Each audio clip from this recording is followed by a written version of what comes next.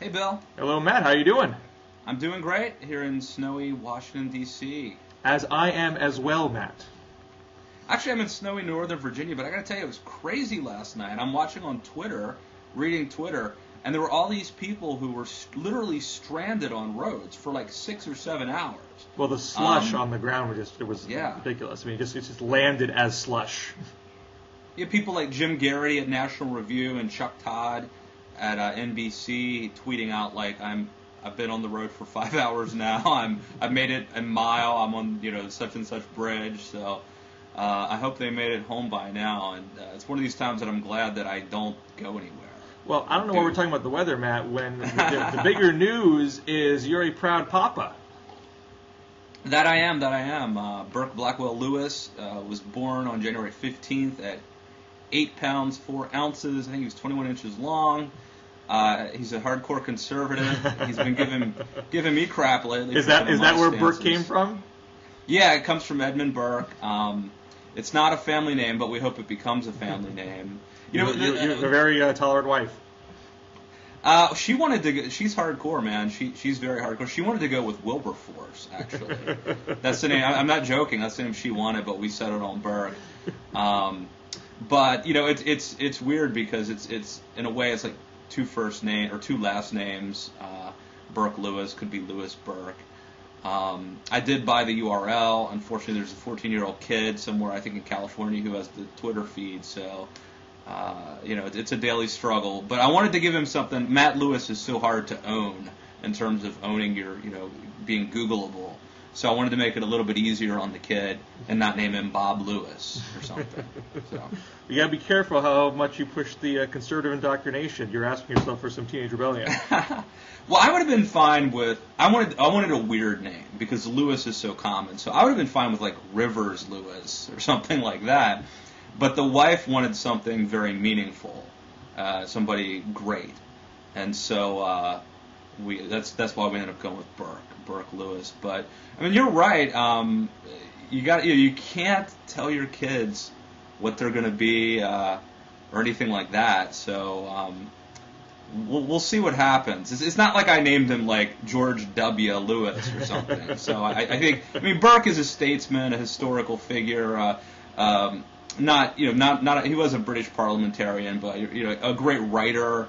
Really transcends the typical Republican Democrat thing. So I think we're safe. Very exciting! Congratulations! Thank you. The wild ride is ahead still. And I should say that offline. Everyone should know that we've been spending the last 15 minutes comparing notes on what videos and books are best. I think we've both endorsed this one called. What's it called? The one that it's the happiest baby on the block? The happiest baby on the block. Yes. So if anyone out there... From 0 to 3 months, that's your Bible. Yeah. Or as we call it, the fourth trimester. So, well, a lot of stuff happening, Bill, and you were sort of part of news this week. Tell us about your little meeting there. So on Wednesday at the White House, there was a blogger roundtable with David Axelrod, part of their post-Day of the Union outreach. I think it's fairly typical for the White House to do several types of events to try to extend the arguments and the messages in the speech. Obviously the more high profile thing is the president, the vice president going to, politically notable states to give an additional address, but they usually have various aides talk to different constituencies. I don't know if they've done a blogger roundtable like this before, but I would not be surprised. I mean, in general, the White House has had, pretty consistent blogger outreach, and not just tapping the same few people every single time.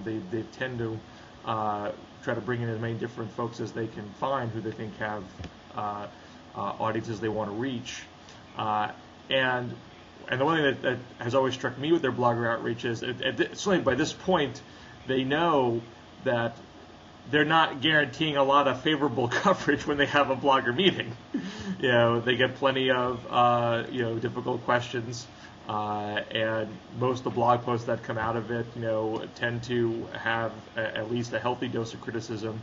Matt Iglesias, who was there, was scratching his head at the a proposal for a 5-year freeze, where he's basically like, these guys are telling us in these meetings that they know that the deficit issue is a long-term thing. It's predominantly driven by Medicare, Medicaid, so they know it's not really about short-term discretionary spending, yet they still do it. And that's political, but I'm not even sure the politics are smart.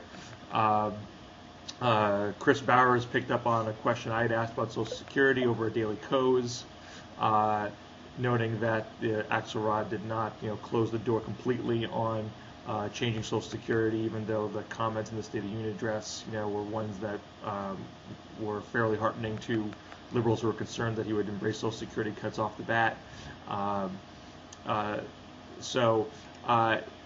But even though they don't get, Pravda type coverage coming out of these types of meetings, they still do them. And I sense they just have a general belief that it's good to be out there. What was the rapport? What's the? Is it like is it a friendly sort of demeanor? Is it? Is there a chilling sort of feeling? What's it feel like in the room? Because I think that tells you a lot. Well, the other bloggers that were there were largely from, actual media outlets, progressive media outlets. Huffington Post, The Nation, Greg Sargent from the Washington Post was there. Brian Bueller, Talking Points Memo, Amanda Turkle from Huffington Post, Monica Potts from the American Prospect. The only folks who are really more, bloggers, were Bowers at Daily Kos, Iglesias, who blogs for the Center for American Progress, and myself, who writes for an activist organization blog. And so the demeanor is, it's not like you feel like you're an extension of the progressive machine. The questions there are very much reporter type questions. There's not a lot of maybe gotcha questions or questions on superficiality. They tend to be more about policy. Why did you talk about gun control? Why didn't you, how are you reconciling the tension between direct public investment and the spending cut freeze? But at this point, there's certainly been enough of pushback from the progressive blogosphere that there's almost an understanding that this kind of conversation is not going to be, super duper chummy. Yeah. But at the same time, it was not, outwardly hostile. It's funny, Bill, because I've noticed this sort of psychological thing that happens. It's almost like when you loan somebody something, right? If you loan somebody something, they should be thankful. They should sort of, be in your debt. But a lot of times they end up resenting you. And I found that a similar thing to happen almost with this sort of thing, whereby, like, the first time a politician opens themselves up to bloggers, like, or someone like Axelrod, the bloggers are like so grateful to be to just have that access that a lot of times you get good coverage, but familiarity breeds contempt sometimes, and so and then there's bloggers trying to prove that they haven't been gotten. And so sometimes it really, I wonder about the effectiveness. Sometimes it yields like unintended results. Well, yeah, I don't think that. I think the administration is not so naive to think that there'd be sort of instantaneous favorable coverage at this point. But they generally feel that it's better to be out there, take the questions, take the criticism, respond to it, at least get your argument out there in some way. As opposed to just being in a bunker mentality and allowing, because the criticism is going to happen anyway. So you might as well put yourself out there and at least try to get some of your own context inside of that criticism and mitigate it. So obviously the big talk was the State of the Union, and Obama's signature line of the State of the Union, I mean, I say that because he repeated that, I think 5 or 6 times, was this line, "Winning the Future," which a lot of us noted on Twitter was obviously a book, the name of a book by Newt Gingrich, and a line that he has sort of used. But interestingly, my colleague Jill Lawrence at Politics Daily wrote a fascinating piece at Politics Daily And she notes something I didn't know, that before it was a Newt Gingrich book, it was a title written by a prominent Indian writer, historian, economist, and political figure and policy expert in 1994. So apparently Gingrich didn't invent the title, but he is the first guy to kind of popularize it. He sort of, until Tuesday night, owned that phrase, at least here in America. And I'm wondering, was there any thoughts from you or talk from other liberals about the appropriateness of sort of co-opting that line from Gingrich? I don't think that part of it stoked consternation among liberals, that he was grabbing at conservative frames and ideas. Other aspects of the speech, certainly hit some mixed notes. Not every liberal liked the fact that he was throwing a little elbow at sort of government regulations. Lots of concern about the 5-year freeze and what programs are going to get cut. You already had a community organizer, the guy who heads the National Community Action Association, saying that it was very short-sighted to single community organizations out for spending cuts. So there's still concerns that Obama is adopting certain conservative frames in the context of, while also, there's concern there, but because Obama had enough talk about jobs and public investment, you didn't have this furious outcry that a lot of liberals were almost expecting to be suffering if the president had explicitly embraced cutting Social Security benefits, which there was a lot of discussion that might happen. I just thought the use of the term, though, was interesting. I mean, because I don't think Newt Gingrich owns it like legally by any stretch, but it is weird, I think, for someone to use a phrase to make a centerpiece of the State of the Union out of a phrase so well identified with a modern contemporary figure. I mean, Reagan certainly appropriated the rendezvous with destiny line from FDR, but very few people probably remembered that. Well, I mean, that's the point, isn't it? I mean, it's very well known, perhaps, in Washington conservative circles that is Gingrich's signature line, but do most voters across the country even know that he ever wrote a book with that title? I doubt it. So, if anything, it's probably more closely identified with Barack Obama now as his signature line. This does remind me of the funny, very funny scene that TV show My Name is Earl, where one of the characters who happens to be reading a Newt Gingrich book, just sort of randomly. But yeah, I mean, point well taken. I just, it struck me as a bit unusual, but I guess maybe I'm the only one who would be talking about it. Co-opting it has a long history in politics. Yeah, to be sure. Actually, very interesting blog post. I know this is not one of our topics, but to the point that a lot of liberals are concerned that Obama is reaching out to business too much. Right. When there's a populist critique that his whole problem is that he has been too close to business in the first place. There was an interesting blog post at the New Republic by Noam Scheiber making a contrary argument that Obama's the businesses are the ones being co-opted, not vice versa. Obama's taken all these executives, Bill Daley and Jeff Immelt from GE, and reached out on tax reform and the freeze and whatnot to smooth over relations.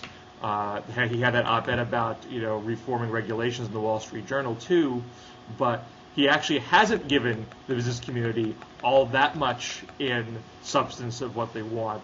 The corporate tax reform is meant to be deficit neutral, so it's not intended to be a tax cut for corporations. The regulatory reform is not throwing out everything that's happened on healthcare and on Wall Street, and he's continually emphasizing that we still need to have regulations to protect our food supply and our environment and whatnot. And I think E.J. Dionne in the Washington Post this week picked up on that notion that jiu-jitsu might be what's going on here. That's certainly not the primary attitude on the left still. There's still a concern that any kind of leaning in that direction is going to affect the discourse so much that it will squeeze out space for liberal ideas. That's the concern. But there is a notion out there that Obama might be the one who still has the upper hand. And you mentioned ML also reminds me of these GE commercials I'm seeing right now about Reagan. Ronald Reagan's 100th birthday would be celebrated on February 6th this year. And, I wrote about this 9 months ago probably, but GE is running these commercials about Reagan. And I think that Obama and Reagan are pictured on the cover of Newsweek or Time or one of the big magazines. Is it Time? So I'd keep an eye on that. I mean, that's going to be a narrative. Does that just drive the right insane? It's sort of like, are you flattered or insulted? On one hand, I think conservatives should be happy because it seems like, by and large, Reagan is becoming accepted. And there's this group called the Reagan Legacy Project or something that's chaired by Newt Gingrich, or by Grover Norquist, excuse me. That their job is to sort of win Reagan's legacy, win the future for Reagan. Right. Put on as many government buildings as possible, which is, I'm sure, is exactly what Reagan wanted. Which could be ironic. Yeah, it could be very ironic. And you're going to be flying out of what, Reagan National Airport later today? Is that right? Or are you going out of Dulles? I don't know. Please tell me you're not going out of BWI. I always go out of Thurgood Marshall Airport. So, we'll fly out of Andrews. In any event, I think that some conservatives, see it as a positive sign. They're sort of appropriating Reagan for Obama, but it's like a backhanded compliment at the very least. I mean, you're saying you've sort of conceded that Reagan now belongs to the ages, which hasn't always been the case. I mean, I watch a lot of documentaries, and it's funny how people try to slam Reagan. I was watching this documentary on Nirvana the other day, and it was like a series of interviews, like Kurt Loder interviewing, Cobain and different, Novoselic, or Nova, I don't know how to pronounce the guy's name, the bass player, and Dave Grohl. In any event, they had to put in this 2-minute montage about how bad the Reagan years were in the 80s. That's why Nirvana formed in 1992, of course, was because the Reagan years were so bad. It was very apropos of nothing, and yet they had to put that in the documentary. So there's still people out there trying to attack Reagan from the grave, including probably his son, Ron Reagan Jr. But by and large, I think it's a good thing because it's at least a concession. Reagan was one of the good guys. Let's beat up on John Boehner now or something. Well, certainly there's still obviously a great love for Reagan on the right and a unifying figure on the right, but we had a bit of division on the right coming out of the State of the Union with these dueling responses by Paul Ryan and Michele Bachmann. The Republican leadership seemed to be piqued at CNN for airing them both, and I guess if folks on the left are sort of confused because it's not like Paul Ryan gave this kind of milquetoast, squishy, moderate speech. Is the right feeling like Michele Bachmann is grandstanding here, or are they happy to see a more pugnacious Tea Party voice be part of the mix? You make a good point. The pugnacious line, though, is really what it's about. And I see this on the left, too. It's not enough to be a progressive versus a moderate. It's not enough to be a conservative versus a moderate or a rhino, or a squish, or a red Tory, or whatever pejorative term you want to use. It's really about style. It's about being pugnacious. And so, if you're a hardcore conservative who is sort of moderate in terms of temperament, as I would argue Reagan was, then you're seen as less conservative. I think that happens on the left too. Maybe more on the left. The left has this inferiority complex about toughness. That isn't quite as bad on the right, but it's happening too. And I think that's partially what this split is about. I mean, I've written before about how Paul Ryan's voting record isn't terribly great if you look at votes like TARP and confiscatory tax on CEOs and all. It sort of flies in the face of all the things he ostensibly supports. Having said that, he is a conservative. Nobody can articulate conservative free market economics better than him. And so there's really no reason. It's not like Lisa Murkowski was giving the Republican, response. And I would have been more excited or tolerant of Bachmann's speech had Ryan not been. I mean, if Rubio or Ryan... So your personal feeling is that Michele Bachmann was out of place?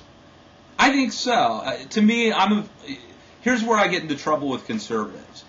It's because... So there are things there's sort of two tracks that I write about. One is ideology. And I'm almost never on the liberal side.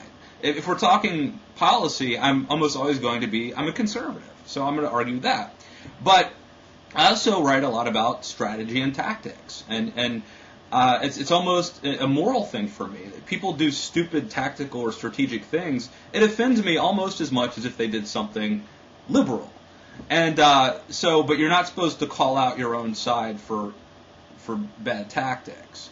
And I do, and some people don't like that. But my theory was that Bachmann, first of all, Republican responses, or any response, it's almost impossible to get right. It doesn't get that much attention. And so you're sort of beginning with this environment that's very difficult to begin with. But having one coherent message is tough enough, but now muddy the waters and have two or three. And we all know that if Michele Bachmann had gone out there and said blood libel or something controversial, nobody would have heard Paul Ryan's speech. All the press the next day would have been about Michele Bachmann. But you didn't do anything that crazy where she more literally directly upstaged him and got a specific headline for herself. No, she didn't, but I would argue that that's because of the pushback.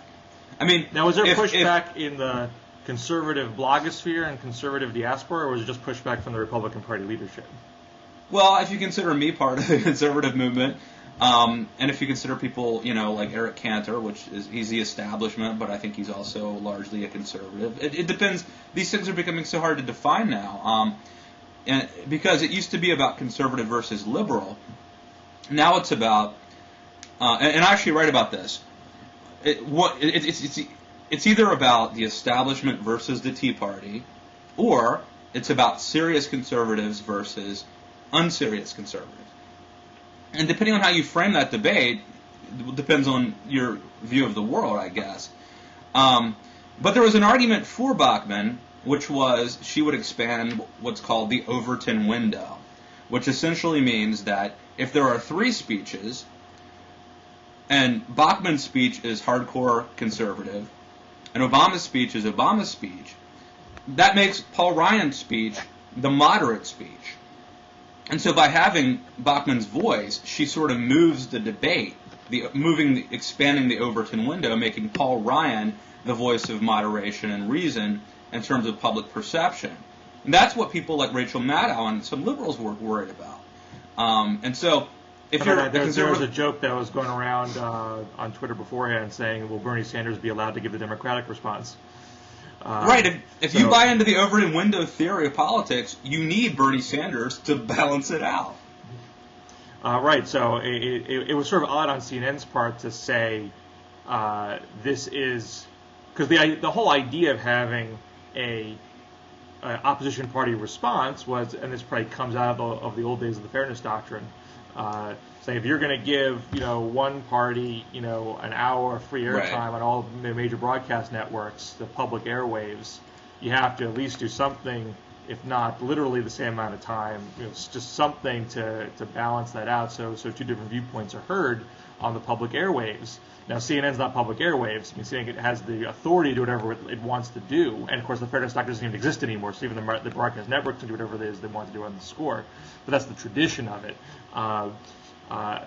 But the idea that someone else decides to give a response and therefore it is equivalently newsworthy was certainly a break in tradition. And one wonders if next year, will Bernie Sanders announce, hey, I'm doing a response too, and you let Michele Bachmann do it last time, so you better cover me. And I got to tell you, man, and I saw Good Morning America, the next day had Christine O'Donnell on doing an analysis of it. I didn't watch it. One of our nation's greatest elder statesmen. Exactly. The media is the problem, Bill. The mainstream media, they are causing all these, and then they wring their hands and decry the the lack of civil discourse and the lack of they do this. CNN didn't have to put her on; they chose to. And Good Morning America. For a business sense, were they wrong? I mean, everyone's talking about it, right? And so, but then I don't want to hear them lecture me, Bill. They can do it. They can make a good business decision, but I don't want to hear them lecture me or conservative bloggers or anybody else for that matter about being responsible and civility, because they're contributing. I'm not picking on CNN, Good Morning America too, and they all do it. They all do it, but the media are the ones who sort of lecture and get on the soapbox about this a lot. They do it. Why? I could give you a list of 100 conservatives that I'd rather hear talk about the State of the Union than Christine O'Donnell. I want to live in a world where Arthur Brooks gets as much TV time as Christine O'Donnell. That's all I'm asking. Well, I think this is true on a whole host of hot button type issues. You never see on TV a reasonable discussion between a Israeli and a Palestinian, both of whom will offer criticisms of their own respective nations and peoples. It's not good TV. It's not good TV. They have two people yelling at each other. Whenever there is the only guy who does that incident, you don't have a community of people coming together to talk rationally and share ways that we can find common ground. You get people yelling at each other. Right. The conflict is good, especially for cable TV and more for broadcast TV, because it's all playing to niches and trying to spark YouTube traffic and things like that. So they'll play it both ways. They'll stoke the conflict and then lecture about it. Yeah, and the only guy who does it is Charlie Rose, and very few people probably watch him, but he does great programming and actually has real conversations on TV. But anyway, so the bottom line, and we'll move on, but the bottom, because we got to talk about another controversy on cable TV. But the bottom line here is that this Bachmann-Paul Ryan thing is really, it's not about Bachmann versus Ryan. It's part of a larger story. It's part of a schism on the right that isn't between liberals and conservatives, but is within the conservative movement itself, the identity of the conservative movement. I think it's partially about the media, and I think this story is also about the weakening of political parties. And we didn't even get into that, but I think it's pretty obvious how an official Republican response means less today than it did 10 years ago. Well, that's true. But just I was get a bottom line from you. Is Michele Bachmann's stock higher or lower, and you guys are conservative bloggers now after this address, or not? If they would admit it, I think it's lower. But again, we praise the pugnacious over the serious, over the substance. I mean, Paul Ryan is significantly better prepared to be a spokesman and a voice opposing Barack Obama than Michelle Obama. That's why it was unneeded. Again, if Lisa Murkowski were giving the speech, I would have been cheering for the Michele Bachmann response. This is why I brought this up with Kristen Soltis last week. What I don't understand the right is you've seen what Sarah Palin has done to herself, how absolutely atrocious her poll numbers are, her standing is with moderates and independents. There seems to be a rationalization on the right that somehow this is because the media is unfair to her. Yeah. And not because of the way she handles herself and how she presents herself to the public. And Michele Bachmann is just, a chip off the Palin block, it seems. So why would you run to her when you've already seen that this model does not work on the national level? This is a product of political naivete and of new people coming into a movement. And that's a very good thing, by and large. And this happens. This happens in history. But this is a product of people who've never been involved in politics, who have, and a lot of them, who've gotten involved, and they believe in fairy tales. They believe in magic. They believe that somehow it's going to happen, that Sarah Palin is going to win. And see, I've been in politics long enough to, as Homer Simpson said, I used to believe in things too. Or I think he one time said of Bart, he reminds me of me before the weight of the world crushed my spirit. I see this in politicians all the time. They believe that, say you're running for Congress or state Senate, They believe that something magical is going to happen, like a 70s music montage, like a movie montage. Da-da-da-da-da-da. All of a sudden, Dustin Hoffman's walking down the road, and people are, jackhammer guys are giving him the thumbs up, and it's sort of like this magical moment that all of a sudden things are going to go your way. I think they believe that it doesn't matter what the polls say. It doesn't matter. None of that matters. That somehow there's going to be this magical thing. And it's a product of the fact that they haven't been in politics and seen that, no, it's not going to happen. No, she's not going to win. That's the only thing that I can have to explain it. But the difference is that now those people all have megaphones. They are essentially, it doesn't matter if you've been in politics for 30 years and have seen it all, and worked for Reagan, or if you got a Mac 2 weeks ago. You're essentially equal in terms of the voice you have, and that's empowering, that's democratizing, and it also has a downside. Well, shifting gears to another cable TV development on the left, There was great outrage after Keith Olbermann left MSNBC. And in the immediate aftermath of it, I think there was a lot of blog commentary. This is somehow related to NBC being bought out by Comcast. Cabletown, right, as we call it. But it seems that well, before I get into what the left's overall reaction is, the right, I assume, is just crowing over this. Oh, yeah. It's been great. And I wrote it. Let me just read you real quick, Bill. The Daily Caller did this piece where they had me and Eric Erickson and Andrew Breitbart write funny stuff about this. And I don't do a lot of satire or humor, but I just want to read you, because I find it funny because I wrote it. This is just a paragraph from my piece. Keith Theodore Olbermann was not really a snarky blowhard. He just played one on TV. It's been said that if Olbermann didn't exist, we would have invented him. Actually, that's exactly what happened. For almost 8 years, Olbermann fooled Americans into believing he was a popular sportscaster turned progressive TV commentator. In reality, the charismatic but troubled man was an out-of-work former youth pastor named Theodore Hertzkrafter. In the early 1990s, Hertzkrafter had an epiphany, yada, yada, yada. In any event, I'm arguing he invented the Keith Olbermann character over a pitcher of beer at the Ruby Tuesdays in Frederick.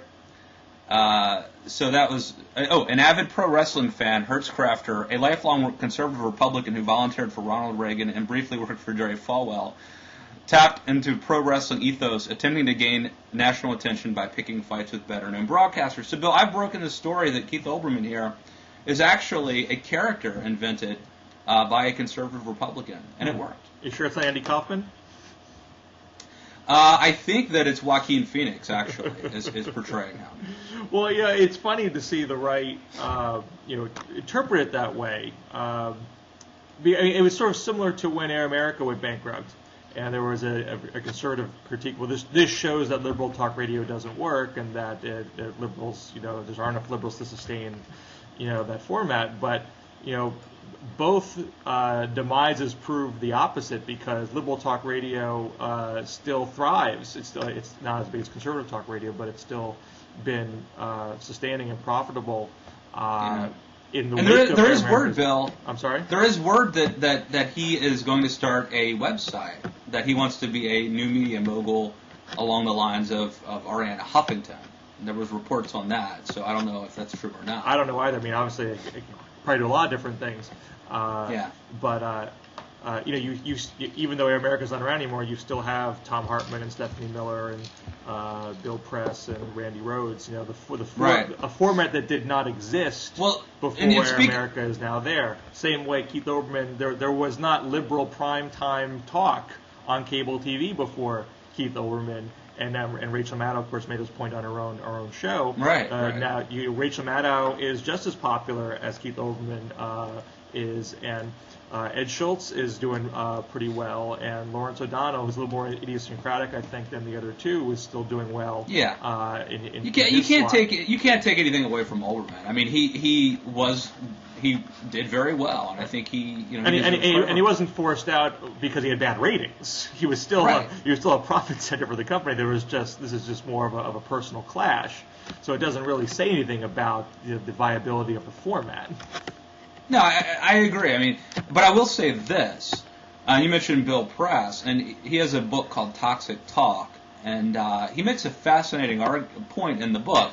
And his point is that, Rush Limbaugh was well suited for the sort of post-Reagan era of optimism, and then Sean Hannity was very well positioned for the kind of uber-patriotic zeitgeist of the George W. Bush years, and then Glenn Beck was very well positioned for the sort of paranoid economic downturn years of following, of 2008 and 2009. And so his argument is that these guys do have a prime, and even though hosts can last for decades, there is a time when they come into their own. And I would argue for Olbermann, his prime was like 2003 to 2006, and in some ways I think he might be an ironic victim of his success. That once Democrats took power in 2006 in the House and then in presidency in 2008, I think he wasn't as relevant. I'm not saying he was horrible. I mean, Rush Limbaugh's still around, but he's not the Rush Limbaugh of 1992. So I do think that there is something to be said for the fact that it's not Keith Olbermann's moment as much as it was 5 years ago. Well, I mean, I think it's partly true. I mean, it's not true in the fact that his ratings were still fine. It's not like he had a decline in viewership. As far as influence goes, I think there's an argument that, what is out there in liberal talk, both radio and TV, is still a little more reactive than conservative talk. And a lot of progressive conversation is driven more, I'd say by Huffington Post predominantly, and also just some of the more major blogs out there.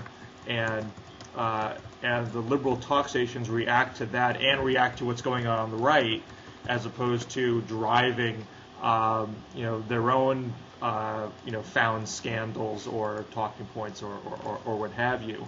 So Olbermann might have, I think, had more of an ability to crystallize a lot of liberal thought in the Bush years when the platforms were less for the left. Now there's more. You could argue is less influential, but it's not the same as being less popular or less profitable. All right. Well, I guess you need to get on a plane. I do, but it's always great to talk to you. I'm sorry I couldn't see Burke while in town. Yeah, well, there's always next time to hang out. And we'll swap more daddy notes soon. I need them. I need all the help I can get. Appreciate it. Check us out. By the way, I don't know if people know this. You can listen to this show on iTunes if you want to, at the Gem or on the Metro. Check us out, and I won't be here, but Bill will probably see you next week on The Week in Blog. Have a good one, Bill. You too. Safe flight. Thank you.